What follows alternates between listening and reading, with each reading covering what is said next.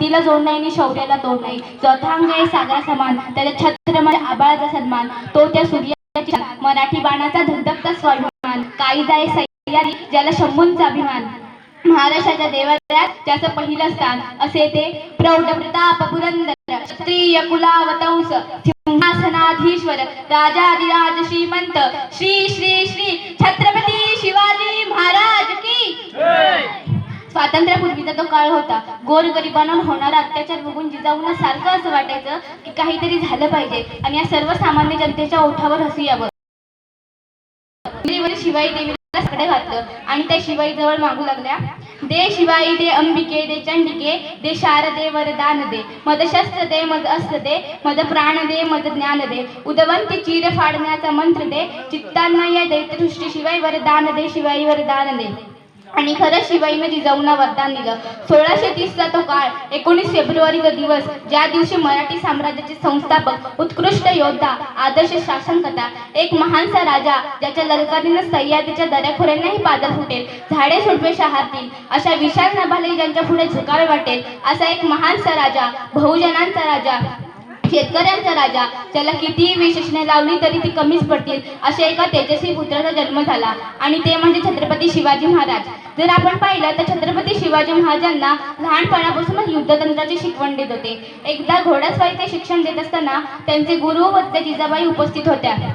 तेव्हा छत्रपती शिवाजी महाराजांच्या घोड्यासमोर एक दगड आला आणि ते दगडावरून खाली कोसळले. त्याला लागले, त्यांना खरचटले, ते रडू लागले. त्यांनी पहिले त्यांच्या गुरूंकडे पाहिले, नंतर जिजाऊंकडे पाहिले, पण दोघांनी असं परिचित केलं की काही झालंच नाही. म्हणून ते उठले आणि जिजाऊंकडे गेले आणि जिजाऊंना म्हणाले, आऊसाहेब आम्ही घोड्यावरून खाली पडलो, आम्हाला लागले, खरचटले, परंतु कोणीही आम्हाला उचलायला आलं नाही, आम्हाला काहीच नाही वाटले, परंतु तुम्ही आमच्या आऊसाहेब आहात, तुम्ही आम्हाला उचलण्यासाठी का नाही आलात. तेव्हा जिजाबाई छत्रपती शिवाजी महाराजांना म्हणाल्या, शुभा जो माणूस खाली पडला आणि त्याला उचलायला कोणा दुसऱ्या तिसऱ्याची गरज लागली असेल तर तो माणूस आपल्या उभ्या आयुष्यात कधीच स्वतःच्या पायावर उभा राहू शकत नाही. आणि ही छत्रपती शिवाजी महाराजांना जिजाऊंनी शिकवण दिली आणि ह्याच वाघिणीने एक छावा घडवला.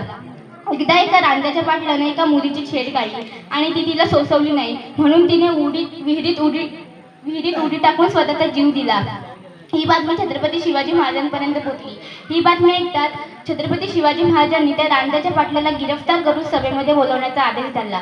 सभेच्या दिवशी सर्वजण उत्सुक होते की छत्रपती शिवाजी महाराज ह्या रांजाच्या पाटलाला काय शिक्षा देणार. तेव्हा कारण का छत्रपती शिवाजी महाराजांचा पहिला न्यायनिवाडा होता. तेव्हा छत्रपती शिवाजी महाराज म्हणाले की या रांजाच्या पाटलाचे दोन्ही हातपाय कलम करून याचा चौरंग बसून चौकात बसवा. हे सांगितल्यानंतर छत्रपती शिवाजी महाराजांनी जिजाऊंकडे पाहिलं आणि जिजाऊंना म्हणाल्या, आऊसाहेब या रांजाच्या पाटलाला ही शिक्षा बरोबर आहे ना.